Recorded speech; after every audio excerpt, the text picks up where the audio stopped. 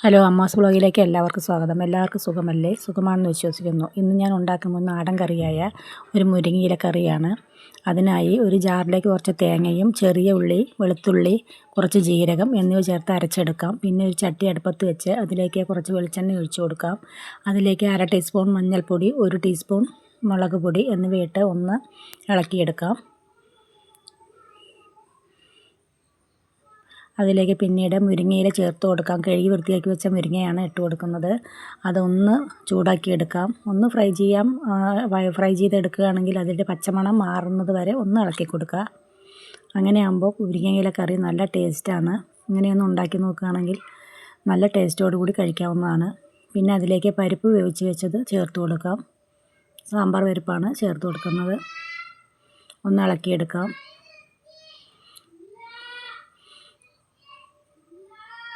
ആവശ്യത്തിന് കുറച്ച് ഉപ്പ് ചേർത്ത് കൊടുക്കാം.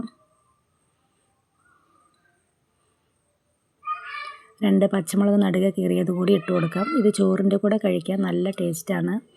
എല്ലാവരും ഉണ്ടാക്കി നോക്കണേ. ഉണ്ടാക്കി നോക്കിയിട്ട് കമൻറ്റ് ചെയ്യാൻ മറക്കരുത്.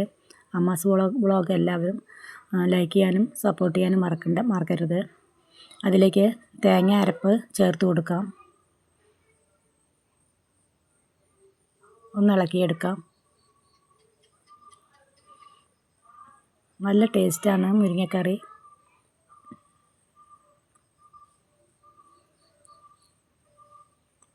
ഉപ്പുണ്ടോ നോക്കിയതിന് ശേഷം ആവശ്യമാണെങ്കിൽ ചേർത്ത് കൊടുക്കാം. അതിലേക്ക് ഒരു താളിപ്പ് തയ്യാറാക്കാം. അതിനായി ഒരു ചട്ടി അടുപ്പത്ത് വെച്ച് അതിലേക്ക് കുറച്ച് വെളിച്ചെണ്ണ ഒഴിച്ച് കുറച്ച് കടുകിട്ട് കൊടുത്ത് ഇളക്കി കൊടുക്കാം. കുറച്ച് ചെറിയ ഉള്ളി അരിഞ്ഞത് ചേർത്ത് കൊടുക്കാം. 2 കപ്പൽ മുളക് പൊട്ടിച്ചിട്ട് കൊടുക്കാം. കുറച്ച് മുളക് പൊടി ചേർത്ത് കൊടുക്കാം. ഇളക്കിയെടുക്കാം.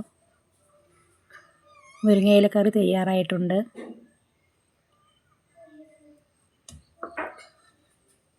അതിലേക്ക് വറവ് ചേർത്ത് കൊടുക്കാം. നല്ല ടേസ്റ്റാണ്. എല്ലാവരും ഉണ്ടാക്കി നോക്കണേ. ചോറിൻ്റെ കൂടെ കഴിക്കാൻ നല്ല അടിപൊളി കറിയാണ്.